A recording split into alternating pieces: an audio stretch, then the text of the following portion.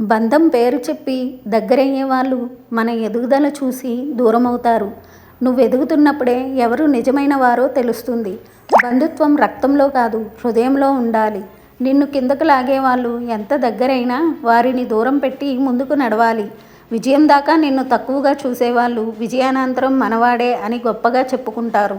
అలాంటి బంధువులకు ప్రాముఖ్యత ఇవ్వకుండానే నీవు నీ గొప్పతనాన్ని చాటాలి. నీ శాంతిని కాపాడుకో. అసూయపడే బంధాలు నీ జీవితానికి భారం మాత్రమే. ప్రతిసారి నీ కష్టం కన్నా నీ పొరపాటు మీద దృష్టి పెట్టే బంధువులు ఉన్నప్పుడు వారిని నమ్మే కన్నా నిన్ను నువ్వు నమ్ము. ప్రతి మెట్టు ఎక్కినప్పుడు ఒకవేళ చేతిని అందించకపోయినా కాలి పెట్టేవాళ్ళు మాత్రం బంధువులే కావచ్చు.